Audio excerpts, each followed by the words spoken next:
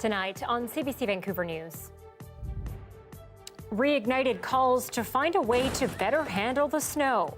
All I could think of was, I hope we're prepared this time. The coordination some are calling for to avoid disastrous driving conditions going forward. Plus, no transit for a big part of the Fraser Valley. Definitely frustrating to not be able to transit because I rely on the bus. Why BC Transit bus drivers are on strike and the support they're getting.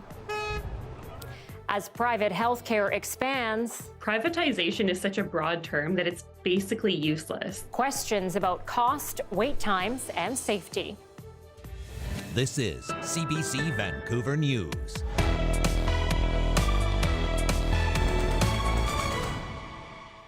Well, if you thought winter was over, think again. Communities across the South Coast seeing a sudden onset of snow that appears to be sticking in some parts. A special weather statement has been issued for Metro Vancouver, with Environment Canada warning some areas could receive as much as 10 centimeters. Good evening and thanks for joining us. I'm Anita Bathe. A snowfall warning has also been issued for East Vancouver Island. This after communities across our province were walloped with winter weather over the weekend. As the CBC's John Hernandez reports, slippery roads and toppled trees have reignited calls for a regional approach to handling the snow. The snow came down just in time for the Monday afternoon commute, with anywhere from 2 to 4 centimeters expected in most of Metro Vancouver, though some could see as much as 10. It feels like being back east. It feels like why I left back east, too. The snowfall, which started over the weekend, has disrupted power in thousands of homes. Branches and trees along this stretch of road in Vancouver buckled under the weight. Scenes over the past few days, a reminder of what commuters in Metro Vancouver experienced just 2 months ago. All I could think of was, I hope we're prepared this time. I hope it's not a repeat of what happened in November. That was horrific, and we can't go there again. Surrey City Councillor Linda Annis was among drivers stuck on the roads for hours during the snowstorm on November 29th. I left downtown Vancouver at 7:15 in the evening and did not get home till 5:45 the next morning. All the bridges were closed. There was no coordination of services. As a region, we need to do much better. It remains to be seen if this snowfall will have a similar impact on the roads, but Annis and this new Westminster councillor say it's a reminder of the need for a regional snow summit. The goal would be to bring municipalities, the province, and transportation agencies together to analyze the breakdowns in Metro Vancouver in November so they don't happen again. Let's hear from various organizations and individuals who have first-hand insight and knowledge as to what went wrong that night. Under the current system, municipalities are responsible for clearing roads and debris within their borders, while the Ministry of Transportation takes care of major highways and bridges. Some wonder if a more coordinated regional snow response is the answer. You know, you're driving up to one municipality, the roads are absolutely perfectly clear, and you drive across the border and they're covered with snow and ice. So is there any coordination that we could be doing to make sure that major arterials and roads are kept clear? The ministry says it's had its own internal review of that snowstorm and has since improved its response, which it's carrying out during this latest blitz. John Hernandez, CBC News, New Westminster. Meteorologist Johanna Wagstaffe is here. Joe, I wasn't really expecting this afternoon snow, but there's more to come, isn't there? There is more to come. Not likely seeing the amounts anywhere near what we saw Saturday into Sunday. Just a quick recap of those numbers across the South Coast, with Squamish really taking the award for the almost 50 centimeters. This is a separate system, but a similar setup. We've got a swirling low sitting off our coast and cold air still in place. Not the Arctic air that was in place for Saturday, but still below seasonal, which means we are hitting the freezing mark through the overnight. So this is a live look at the radar. The purple is the snow, bringing those fat flakes to Metro Vancouver. The bigger the flakes, by the way, the bigger what we call the QPF ratio, the snow water equivalent. So we did see some big ones earlier today. The snowfall warning still in place for the east side of the island. This low pressure system will continue to bring snow to the south coast overnight tonight through the first half of your Tuesday. So here's that swirling low tracking inland. The The warnings in place from the southern Gulf Islands through to Duncan, with a special weather statement in place for Metro Vancouver. So for Metro Vancouver, we're only talking 2 to 10 centimeters. I say only. That's on top of the snow that's still on the ground. And keep in mind, temperatures are down around the freezing mark. So whatever we get will be hard and slippery through tomorrow morning. Looks like much less towards the west end and lower levels, 2 to maybe trace to 2 centimeters, and then Anita, as much as 10 centimeters towards the north and the east. All right, Joe, we'll check in with you later. Sounds good. Well, commuters in the eastern part of the Fraser Valley have been without bus service today, and that's continuing into tomorrow. It's because union workers behind the wheel have been without a contract since last spring. And as the CBC's Zara Premji explains, a contract dispute has now led to a strike. We will never be defeated! Striking and fighting for a better life for their families. This contract really matters to me. I need to work longer split shifts. I need to work evenings. I need to work weekends, overtime, all that. We can't afford to be spend more time with the family, so we spend more time behind the wheel. Members of the union representing transit operators in Abbotsford, Chilliwack and the surrounding region are on pause, striking for 2 days. Because the employer is not listening. They're not listening to what our employees need. They need fair wages. They need pay equity with everybody else in the region. They do the same job. They should have the same pay. They also need a pension. Handy Dart service is not affected, but anyone else needing a bus in the area is temporarily out of luck, including those on the popular bus route going from Chilliwack to Lougheed Station in Burnaby. When you take on one of us, you take on all of us. Some riders say they support the need to strike, but Definitely frustrating to not be able to transit because I rely on the bus. I don't have a car. I'm just hoping that they'll get a fair wage and that all the passengers will be able to go on board again.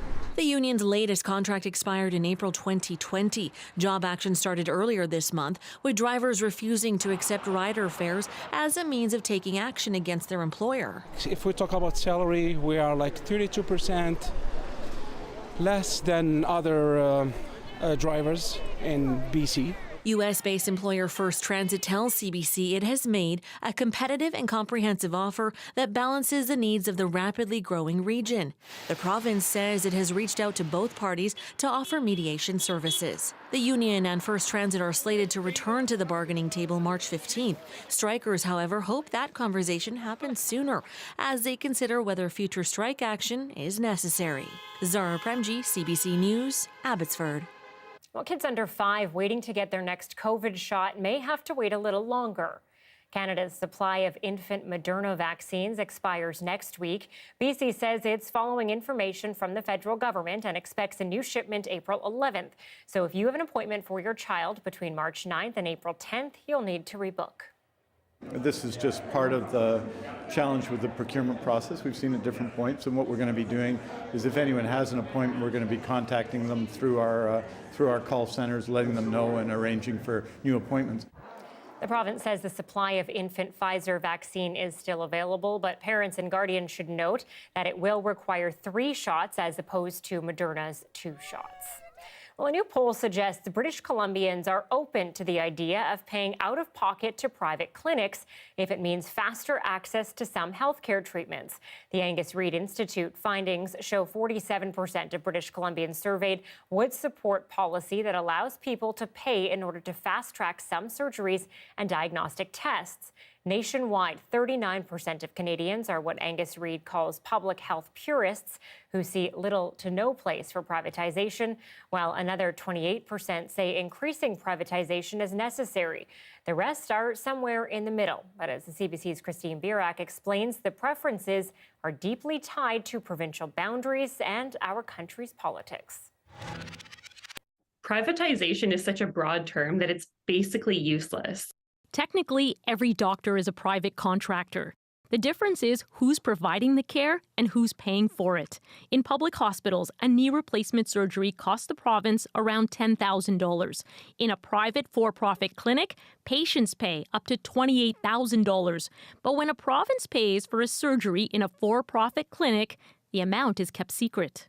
It's one of the challenges with understanding the cost, the relative costs in the for-profit sector is provincial governments routinely deny access to those contracts. Ontario plans to pay for certain services in for-profit clinics, a model BC has used for years and has made changes to. Cataract surgeries, they repatriated those services into the public sector because they were more expensive in the private for-profit sector. The latest wait time data reveals 68% of patients in BC had their knee replacement surgery within 6 months. Ontario did better. Same goes for hip replacements. There's a purpose for doctors insist Ontario doesn't need more clinics. You could do operations in this operating room. You don't need to open up new facilities. And he says hospitals are only funded to do a specific number of surgeries per year. Governments could pay to schedule more on evenings or weekends, but the real issue is staffing. We need people. The bottleneck right now is particularly nursing care. But for-profit clinics recruit nurses from the same pool of workers. A nurse or doctor leaving for more money leads to longer wait times in hospitals. I really worry that people don't completely understand the long-term impacts of some of these changes. Studies of the UK and US have also shown private for-profit care can lead to slightly higher death rates. So when we're looking at private financing in our system, in multiple examples, it tends to have worse patient outcomes and tends to have more financial inefficiencies. So why would we be looking to expand that aspect of our existing health system? The Angus Reid Institute survey shows political leanings tend to drive people's views on privatization, but most doctors insist there are cheaper, safer, faster ways of getting more Canadians the surgeries they need, including centralized wait lists that connect patients with the next available surgeon instead of sitting on one surgeon's waiting list. Christine Birak, CBC News, Toronto. Well, the president of Canada Soccer is stepping down effective immediately. The move comes as the organization faces a labor dispute with the men's and women's national teams. Nick Bontis had come under fire from both, and he had been asked to step down in a letter from provincial and territorial soccer leaders. A dispute over compensation led the men's team to boycott a game against Panama in June. The women played the recent She Believes Cup under protest over concerns about pay and equality. That, of course, has caught the eye of some government officials as well. It is worth noting that the Canadian Soccer Association was due to speak at the Heritage Committee in just a couple of weeks in front of members of Parliament. So clearly, Nick Bontis recognized that this moment had to go forward without him. The Canadian women also want to get the same backing ahead of the summer's World Cup in Australia and New Zealand as the men's team did before Qatar. Well, a man wanted in a province-wide warrant for aggravated assault in an attack on a 93-year-old in Chinatown last year has been arrested. On Saturday morning, Vancouver police found 52-year-old Henry Paul Weens.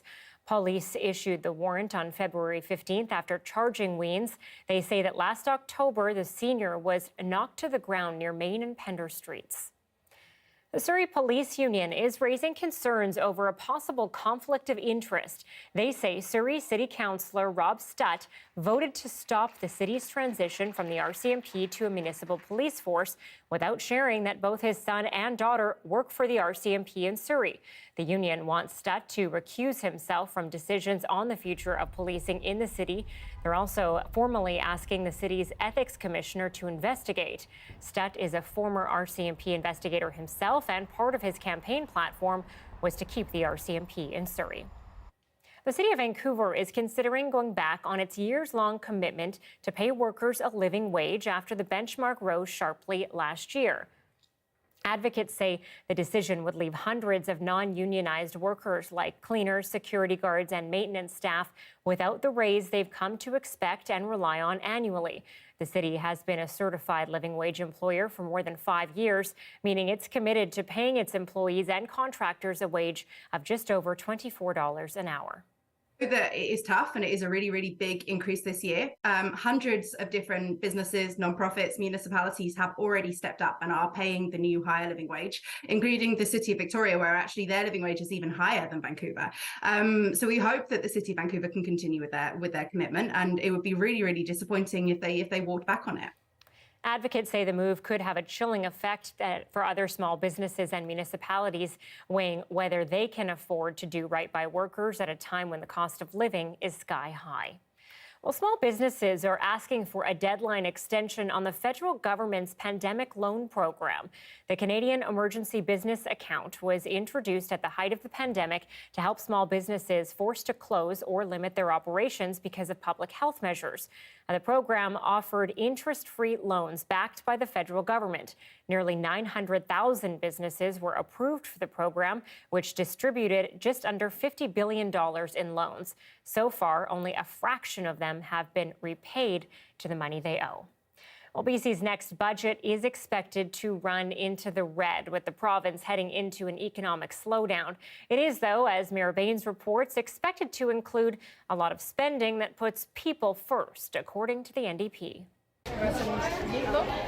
BC's finance minister served up hot lunches to school kids in Langford, a sign that the upcoming provincial budget will focus on families. Tomorrow I'll talk about how we're strengthening public health care throughout the province, how we're moving forward on a plan to continue delivering the housing that people need, how we'll keep people safe and healthy in their communities, and how our government will continue to help people with the costs they face every day. But the province will be facing leaner times, so no new shoes for Budget Day, a tradition in previous years. I didn't need new shoes, so I didn't buy any. As David Eby hit his 100 days mark as premier, he continued his spending spree to use up a one-time $5.7 billion surplus before the end of March. It's money from higher personal and corporate income tax during a faster than expected economic recovery. Next year's budget is expected to take a hit from a slowing economy. Even though we have a surplus this year, we believe that we're thinking that we will probably have some deficits in the coming years. Still, there's speculation the BC government will announce a $1 billion plan to tackle mental health and addictions. The province has been grappling with some of the highest numbers of drug toxicity deaths in the country. The opposition BC Liberals say the province needs more than just announcements, but results. He says public safety needs to be more of a priority. There's effectively no, measures in place to deal with those that are constant repeat offenders, sometimes violent offenders. And so they got to get a handle on that so the business isn't having to spend all their time and money, fixing broken glass, cleaning up graffiti. The BC government has been focused on refreshing its housing strategy, so we'll be looking for how much money will be earmarked for that. The finance minister also delivered a few more hints, saying that rural communities will not be forgotten in this budget and that the people of Surrey, a fast-growing urban centre, will be happy with it. Anita Bathe, CBC News, Victoria. A controversial museum exhibit in Victoria is getting a second chance. The Old Town exhibit in the Royal BC Museum details 19th century European settler history. It closed in late 2021 as part of an effort to decolonize the space. But as Yasmin Renea reports, the exhibit will reopen with some adjustments. The structure of Old Town is still intact. For the first time since November 2021, we are getting a look at a problematic exhibit at the Royal BC Museum. Criticized for excluding the perspectives of Indigenous communities and other groups. It was shut down after calls from Indigenous leaders, but the exhibit, which details 19th century European settler history, will reopen after consultations with Indigenous communities. We have a number of diverse communities in the province who've never had an opportunity to consistently be the one who tells their own story. And so this is an opportunity for us to take that approach. Dubois says the goal is to represent less of a Eurocentric vision of provincial history, but she says the basic bones of Old Town will largely stay the same. Taking it all down would be an issue because of asbestos behind the walls. There may be some adjustments based upon the stories that we tell inside each of the storefronts, but unless we're directed otherwise by public, by the government, etc., this is going to be the canvas that we're working with. Engaging Indigenous communities is paramount, says a Métis librarian of reconciliation. It's very clear that as an institution, more can be done, and in fact, more has to be done. BC's tourism minister says she hopes the exhibit reopens sooner rather than later. I see that if we wait too long, we're going to lose a lot of opportunities on the tourism side, for sure. But also, there's a lot of generations that have gone through this museum, and they want to bring their kids and grandkids back here. But the head of the museum says remaking the exhibit will take time, with feedback being collected through the spring. A reopening date has not been set. Yasmin Ghanaya, CBC News, Vancouver. Community leaders in South Vancouver's Punjabi market are criticizing a proposal which would change some federal electoral boundaries and split two pillars of the South Asian community into different ridings. As Yasmin Gandam reports, they say the move would impact decades of history. It's a visible example of our community here. For Gulzar Nanda, the Punjabi market is home. He has been working to revitalize the historic market district through the Punjabi Market Collective. He's worried new boundaries will split the local South Asian community in half, separating two community pillars, the Punjabi Market and the Khalsa Diwan Society Gurdwara. I think two pivotal moments in history, the Punjabi market being opened in May 1970, the very first business, and the Gurdwara was established a month before that. I mean, that type of visibility was important to South Asians, and it's the reason they settled here. The Gurdwara and the Punjabi market are currently located in the riding of Vancouver South. The new boundaries would split the Sunset neighborhood along Fraser Street. The Punjabi market would go to Vancouver Arbutus, while the Gurdwara would be located in the Vancouver South riding. Splitting up our community between Vancouver Arbutus and South Vancouver is just going to lead to a situation where our community's capacity is diminished.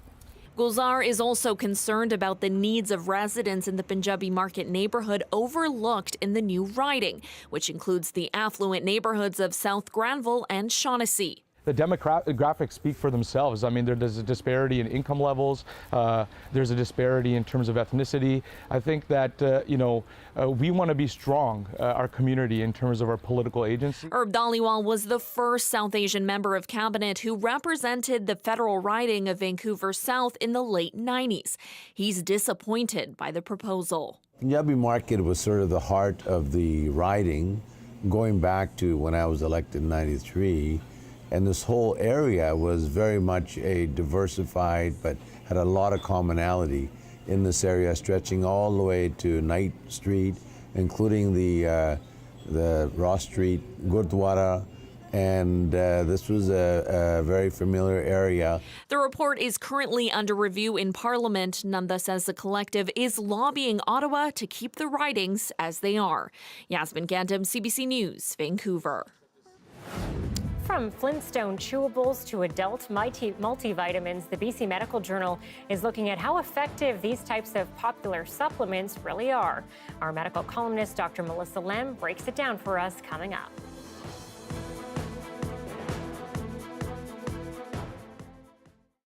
Thanks for staying with us during our commercial-free live stream tonight. A Calgary man quit his job and started working with furniture, making pieces out of old wood. He later experimented with guitars and quickly realized that there was a market for custom stringed instruments. Take a look. Old furniture makes fantastic guitar necks. You literally cannot find these things anywhere. I'm pretty much the only guy in Western Canada that's doing what I'm doing. Hi, my name is Kevin Gullion, and I am the New Vintage Custom Guitars. I build musical instruments, stringed instruments out of reclaimed wood and materials, furniture, barn wood, pallet wood, pretty much any reclaimed material that I can find that's suitable for making string instruments. A lot of it is legacy wood from people's farms and homesteads and places like that. You know, a piece of furniture that the family owned, maybe grandparents or great-grandparents owned, a piano that was in the family while you were growing up. This particular guitar, at the beginning of the pandemic, a gentleman from New Brunswick saw me online, and he had sent me some 2x4s from an old building that they had, and he asked me if I could build him an instrument out of it. That's how it turned out. Old wood has kind of a soul to it. Depending on the type of wood, it gives it very rich and full sound. Very old wood is stable. It's done all its drying and twisting and moving, so when you build an instrument out of it, it tends to be pretty stable as opposed to new wood, which you don't know what the moisture levels and stuff are. The most difficult part about building the guitar is making the neck. The best part of it is watching guys play them and enjoy them and making them sound incredible. You know, it's something that I built with my own hands.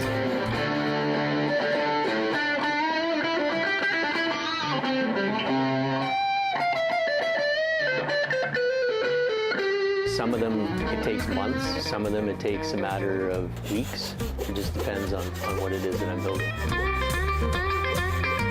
Roughly 650-ish. I kind of lost track. I was counting them for a while, and now I've lost track.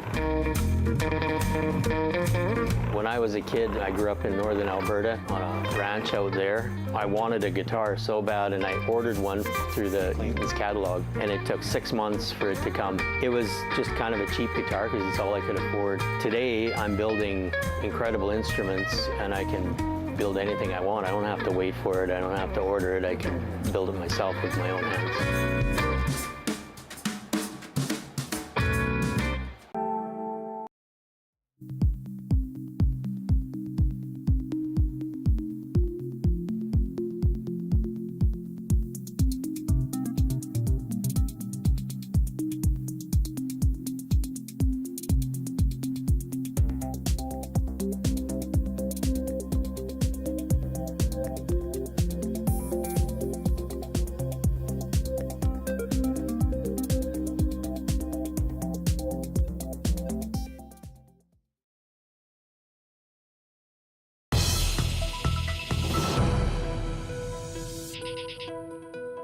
Trying to maintain a healthy diet can be a challenge, so taking vitamins can seem like just the thing to make sure that we're actually getting all the nutrients we need. This month, the BC Medical Journal is looking at how well they really work. So in our bi-weekly medical column, let's try to make sense of it all. Dr. Melissa Lem is with us today. Dr. Lem, what do the findings show us? Do they work? Well, what I want to point out is that the BC Medical Journal looked at a new recommendation that a U.S. body put out that looked specifically at if vitamins and mineral supplementation reduce the risk of two different kinds of diseases, so cardiovascular disease and cancer.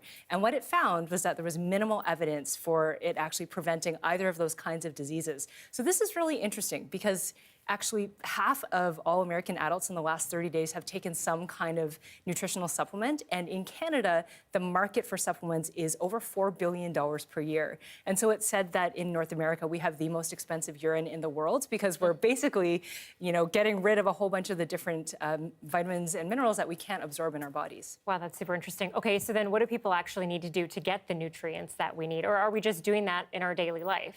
The research does agree on the fact that consuming nutrients, vitamins, and minerals through whole, nutrient-dense foods is the best option. And especially when it comes to these foods, you want to make sure that you're eating, again, those fresh fruits and vegetables. You want to make sure that you're getting those healthy kinds of proteins.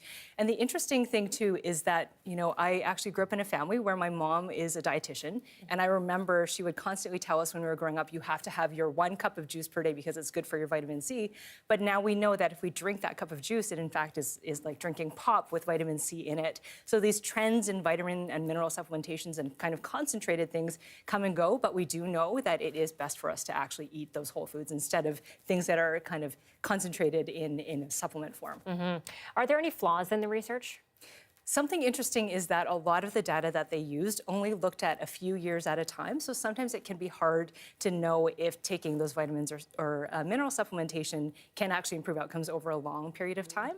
But I also want to point out that overdosing on vitamins and minerals can actually do harm. So for example, if you consume too much vitamin C or D, this can in fact, through vitamins and mineral supplements, this can increase your risk of kidney stones. And in fact, if you smoke and you take beta-carotene supplements, this can increase your risk of lung cancer. So I think overall the take-home message is that it's best for us to get those essential nutrients through our foods, and these vitamins and minerals that promise you kind of all these worlds of changes in the real world are not that good for us. Okay, so when I'm sick, I should stop popping all of those vitamin C pills. Just eat an orange instead. Okay, thank you, Dr. Lem. The social media platform TikTok may be rising in popularity But the feds are saying it has no place on government phones. That story and more still to come.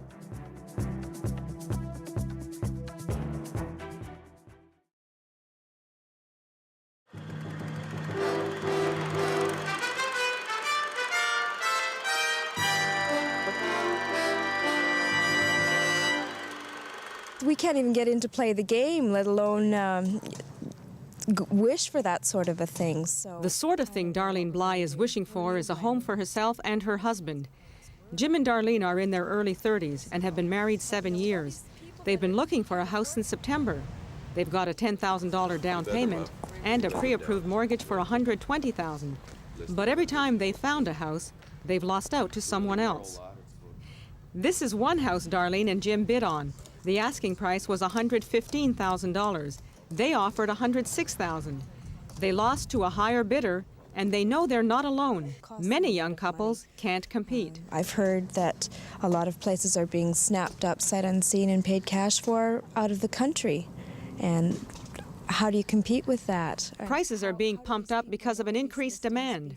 Foreign buyers and an estimated 30,000 people have come here from other provinces. Take a look at what's happened to prices in the past 5 years. In the west side, the median price has doubled. And even in the east side, prices have gone up 50%. The solution for many first-time buyers is to move outside Vancouver.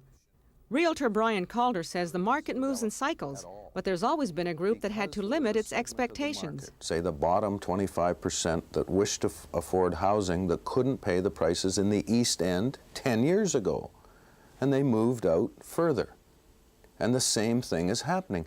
According to Brian Calder and other real estate agents I spoke with, what's happening should come as no surprise. We've sold ourselves very effectively. A lot of people have moved to Vancouver from other parts of Canada, and an awful lot of property has been bought by offshore investors. So what we're seeing now is the price of success. Layla Paul, CBC News, Vancouver.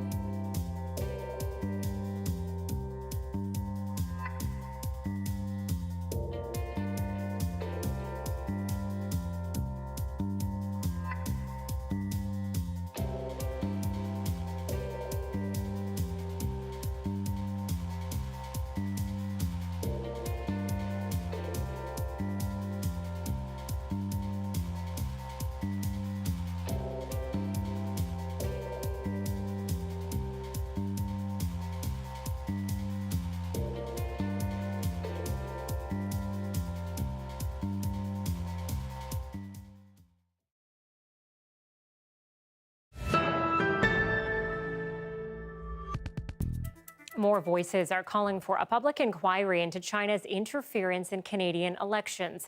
But as Catherine Cullen reports, the Prime Minister is pushing back against one news report, raising questions about a Toronto area Liberal MP. When Justin Trudeau was celebrating his latest election win, had China tried to tip the scales in a handful of specific ridings? Media reports have raised questions about interference in the last 2 elections. It has one of Trudeau's former closest advisors calling for clarity. To get this out of the hands of the to and fro partisan politics in the media cycle, and to take a cold hard look on the threats that Canada faces. The NDP leader is explicitly calling for a public inquiry, something Canada's former spy chief would also welcome. I think we all collectively owe it to understand what is and is not happening, to reassure people, and I think a public inquiry would do that. At the heart of the concerns, a Globe and Mail report citing secret CSIS documents. They allege China wanted a Liberal minority, judging that party the least hostile to Beijing's interests. It's clear that Justin Trudeau has been covering up the interference of the authoritarian regime in Beijing. Now, Global News says that in 2019, China meddled to try to make Han Dong the Liberal candidate in a Toronto riding. In a statement, Dong said, "I strongly reject the insinuations," adding he will defend himself vigorously against such inaccurate and irresponsible claims. The Prime Minister's office has refuted the report. Trudeau didn't directly answer a question about whether security officials warned him about Dong, but he did defend his MP. Han Dong is an outstanding member of our team, and suggestions that he is somehow not loyal to Canada should not be entertained. Trudeau hasn't embraced calls for a public inquiry and says while foreign interference is serious, a panel of experts ruled it did not change the final results. Our election integrity held. That's Catherine Cullen reporting tonight. As of tomorrow, the video sharing app TikTok is being removed and blocked from all federal government devices. As Rafi Boudjikanian explains, Ottawa is citing security concerns over the app's links to China. After 8 years of this Prime Minister's inflationary policies... From the leader of the official opposition to the NDP's Jagmeet Singh and some Liberal MPs too. For years, politicians have used TikTok to connect with voters. The social media platform reaches 1 billion users worldwide, but amid growing concerns about data security and the potential for cyber attacks with the Beijing-based app, the Government of Canada is banning it on all government-issued devices beginning Tuesday. We're making the decision that for government employees, for government equipment, it is better to not have them access TikTok because of the concerns that people have in terms of safety. The move follows similar steps by the US and 2 bodies of the European Union. TikTok says it is disappointed Ottawa didn't reach out to discuss its move and pointed out the government did not cite specific security concerns. It also says Canadian user data is stored in servers in the US and Singapore, not China. It's not just data located in a physical place and confined to one geographic safe place, or geographic region that we determine as safe. There can be backdoor ways of accessing that information and that data on those servers. Others point out the ban potentially shuts Ottawa off from a key demographic. Despite all the risks with TikTok, we know that there are lots of, for example, young people that use TikTok for a huge amount of time every day. As for all those Canadian users, Trudeau says he suspects many will now reflect on their own use of the app. Opposition parties are taking steps. NDP leader Jagmeet Singh is pausing his use of the app, while the Conservatives are suspending accounts for all members for now. Rafi Boudjikanian, CBC News, Ottawa. Black-owned businesses in Canada are growing, but still face systemic funding challenges. Stats Canada is reporting on this data for the first time. Anita Bathe on bridging the gap now and the quest to find solutions. Nipsey Hussle. Teaching Calgarians to paint is money in the bank for Sidani Warren. My attendees paint or trace before we paint. Okay, so that's how I make sure everyone's looks really good. Okay. Yeah. Her business pairs sipping drinks at parties with art instruction. The artist runs everything herself, and it's a lot to take on. So she has first-hand knowledge of the challenges many Black business owners face. The gap doesn't surprise me. I know from my experience just as an entrepreneur, I did not learn about business, and I didn't know other business owners growing up, so I've had to kind of do trial and error a lot, teach myself. Black-owned businesses have a profit margin of 8.5%. That's lower than businesses owned by white Canadians or other racialized groups. This finance researcher says part of the problem is Black Canadians don't have as many established business connections. The dealmaker network is something that Black people don't have sufficient access to. I don't know that policymakers can deal with that or can change that, because deal makers are who they are. It's ready to heat and eat, so you just open No network meant no capital investment for this entrepreneur at first. Because you're not seeing others who have done it, and so you don't think it's doable. But now, her company, It's Super, has deals with Sobeys and Whole Foods. With no network, she turned to a grant for Black-owned businesses and ramped up manufacturing. It meant everything because due to that grant, I was able to scale my my production. I was able to rebrand my packaging. With that success, she can become part of a network for others. I always encourage people to look beyond your immediate community. A lot of people are willing to help if you speak out. Gaining shelf space for the business and narrowing a financial gap. Anis Haydari, CBC News, Calgary. They've crossed the continent or sometimes even farther in search of a new life. After the break, why more and more migrants are hoping to start anew in Canada.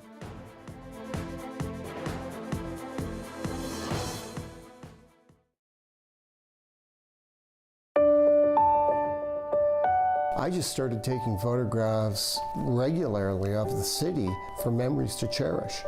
I realized that what I was doing wasn't recording history. I'm recording change. And there's the Strand Theatre that you took a picture of.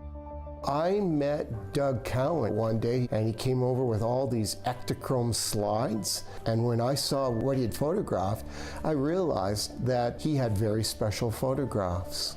On the left-hand side, we have the Dreamland, and the exact same spot is the conference center. Here, Doug has this beautiful picture from 1966, and one of the most beautiful buildings, the old Royal Bank of Canada. Nobody talks about this building, and by 1968, this is what's going up. So you can really see the change in the history of Edmonton. I had a Viewmaster for Christmas when I was a young boy, and you put those round reels in.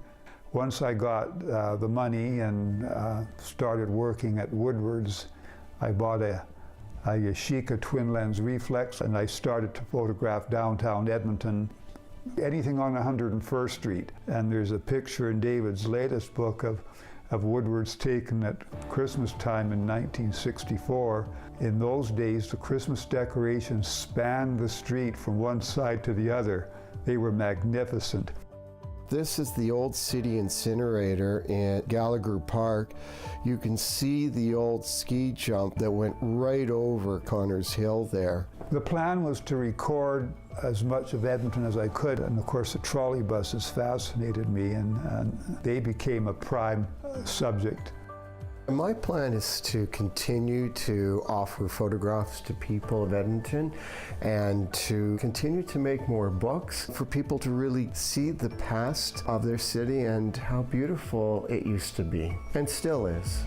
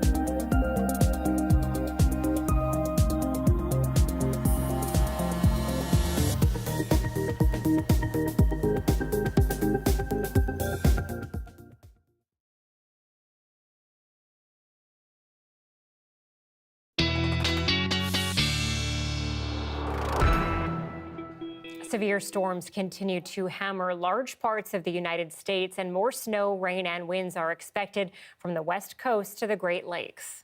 My power went out. Within 5 minutes of the power going out, we heard 2 large thumps, and then the moment we heard that, my daughter covered her head and her back window busted out behind her head of her bed.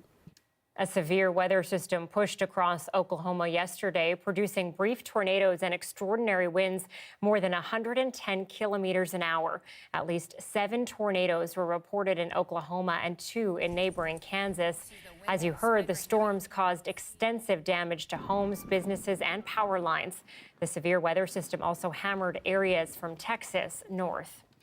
Meteorologist Johanna Wagstaffe has been following this storm. What's happening there? Yeah, Anita, this same storm that brought the severe weather south of the border is the same one bringing snow to southern Ontario and southern Quebec. It's a big storm, and the tail extends down to the U.S., with the top end bringing 15 centimeters to parts of southern Ontario for their commute home. It's now changing over to ice as we speak, and this snow headed into Ottawa, Montreal, and Quebec City for Tuesday morning. It's not often, though, I've got to say, that it's snowing at the same time in Toronto and Vancouver. Just the way that the jet stream runs across the country, it's often reverse between Toronto and Vancouver. But we are both seeing the snow thanks to a very straight running jet stream that's basically bringing storms into the south coast of BC and then dragging them right across to the lower Great Lakes, or bringing them down to California, as we saw early last week. So that snow is still falling across parts of Metro Vancouver, seeing some switching back and forth between the wet snow,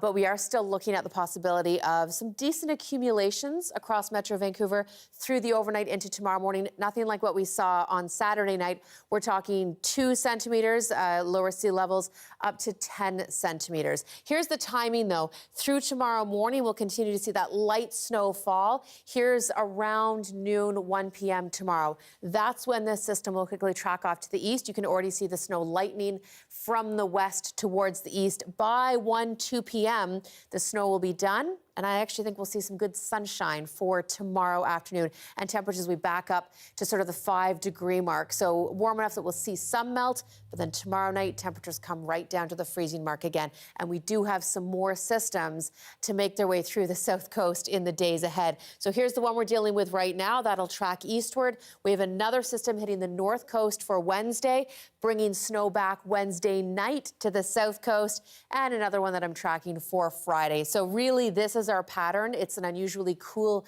pool of a low pressure system sitting over our province, and that's what's bringing these overnight lows in the week ahead to the freezing mark. So anytime we do see some precip, there is a chance it'll stick through the overnight. I'm not seeing anything bigger than what we'll get tonight, but we'll keep an eye on them. And we do have some sunny breaks between systems. Anita, it looks like maybe we climb back out for next week, but be prepared for a cold start to March. We shall. Thanks, Joe. You're welcome.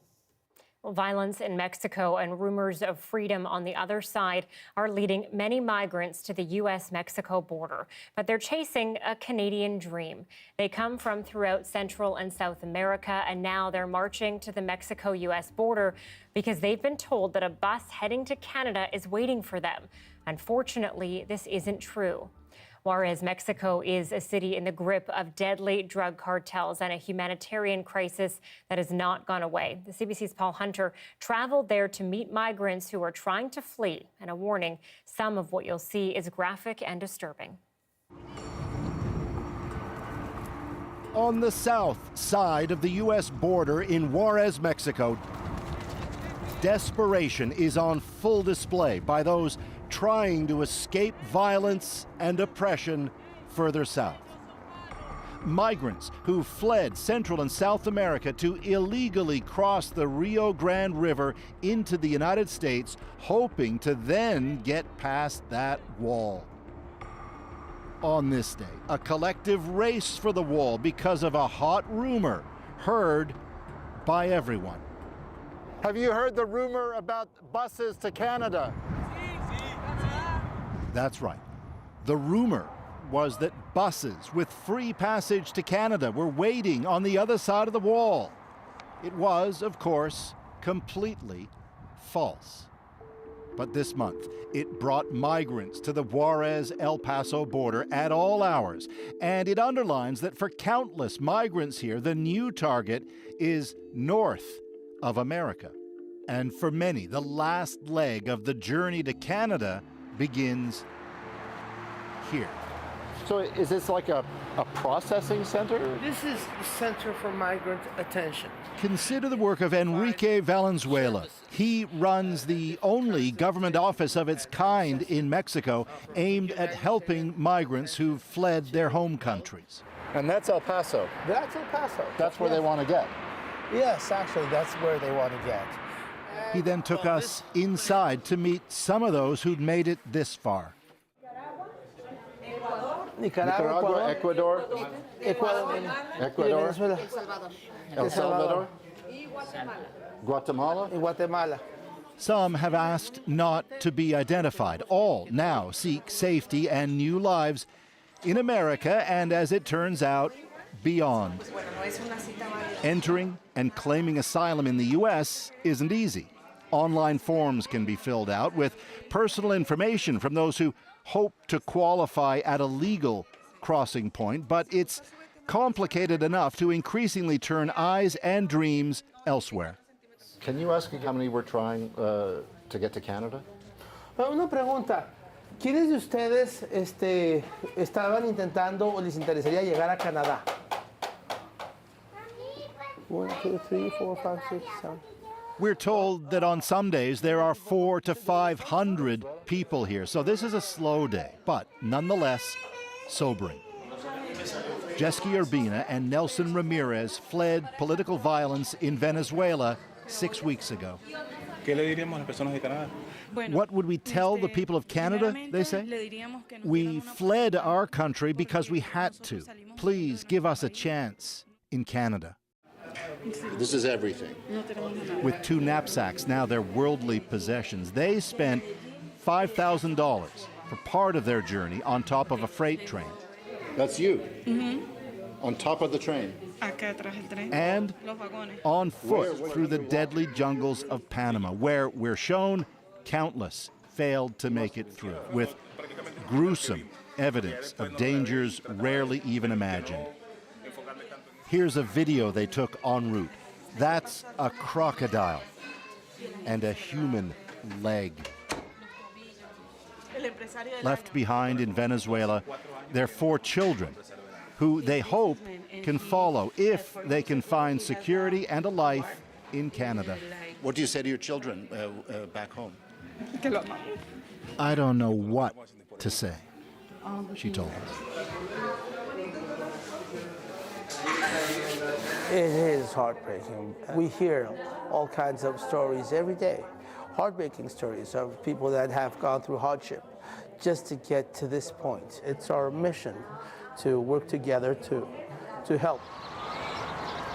A few blocks away at this Juarez street corner, with the cold setting in, where the only shelter is whatever you can find, we found Johanna Jimenez, who fled Venezuela last September.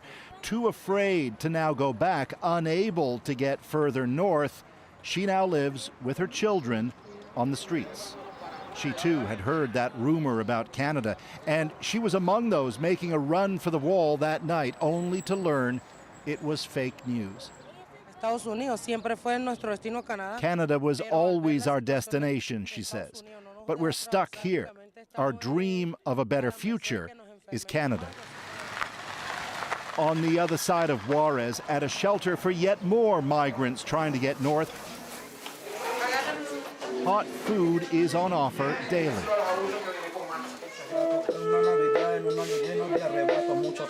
And in one of the multiple cramped makeshift bedrooms, these young Venezuelans pass the time making music. We're told that it helps to beat back the depression. Yolbert Tamares fled Venezuela last summer. My goal is Canada, he says. I feel there are opportunities there for Latinos that the U.S. doesn't offer. I don't want to settle in America, and it's impossible to live in Venezuela. Pastor Miguel Gonzalez runs this place and tells us that migrants here have heard stories about Canada from, for example, Haitians who've already made it through. Their message to those stuck in Juarez? Para las personas que viven en Canadá. The message, he says, is that Canada is receptive to people and that migrants are treated well in Canada. And so it is that word continues to spread. But for all, countless challenges remain as the crisis for migrants worsens and desperation for a workaround grows. Thing is, for all the government and bureaucratic roadblocks and the wall, for those who really want to get north, there's always a way. It's a clear reminder that as governments grapple with all of it, there are those who will do whatever it takes. And for those who fail when they try, there will be another day to try again. The CBC's Paul Hunter reporting tonight on migrants trying to make their way from South America, Central America to Canada. He's reporting from Juarez, Mexico.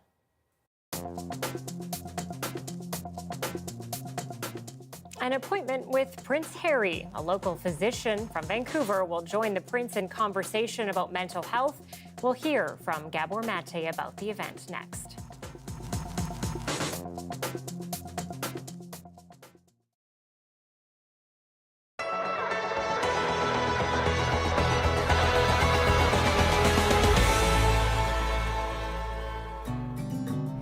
Makes me very proud to know that there's Indigenous people out there that want to make a difference in our community and thrive and succeed.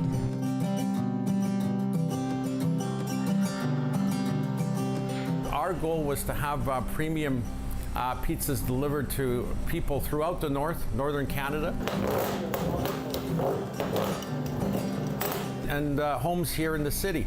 Take a look at Safe in Garden Hill. Well, we don't have any restaurants. Best option would be to get one of our beautiful pizzas, put it in the oven. That's the closest to as premium as you can get. I grew up on an island with just me and my brother Richard, without any hydro and a generator at certain times. And so that really opens your eyes to life, where you kind of go, maybe there's another way. I wanted independence on my own. I felt that I didn't want to work for anybody else.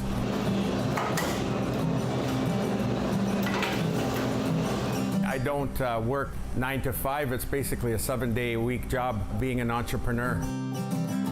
It's never easy, but it can be really rewarding at the same time.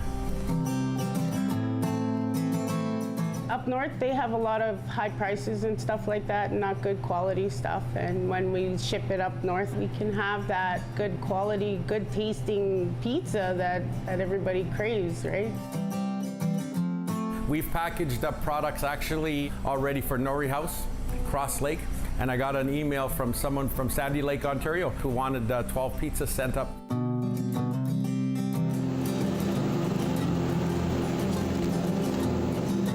That's what inspires me, is offering good products, high-level products, premium products to our people.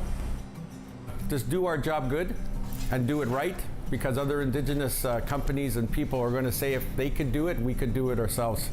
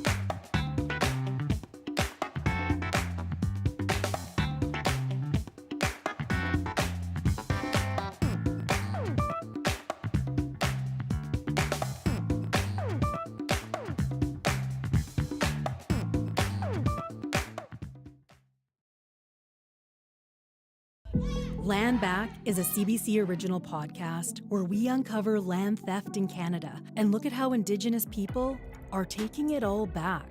Land Back is out now on CBC Listen or wherever you get your podcasts. Hi, I'm Amy Bell, and here's what's in your CBC Vancouver inbox. On March 29th, join Leanne Young at the Zilly Cares Conversation on Care, a mental health fundraiser with special guests Dr. Gabor Mate and Dr. Mariam Zainadin.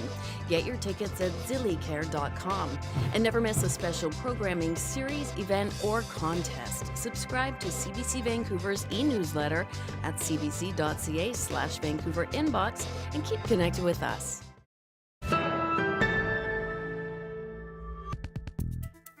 A popular Vancouver physician, whose name you actually just heard in that promo, is slated to sit down in a conversation with Prince Harry. Anybody who's read Prince Harry's memoir, Spare, will see many passages that are highly infused with trauma, multi-generationally and also personally for him. Yes, the Duke of Sussex and addictions expert Gabor Mate will come together to talk mental health, including the impact of emotional loss and the possibilities of personal healing. The hour-long event will be hosted in an undisclosed location and will be live streamed. You can find more information at princeharrymemoir.com. Yeah, something to keep an eye on for sure. It's getting a lot of traction from around the globe. Thanks for watching CBC Vancouver News tonight, and we'll see you tomorrow.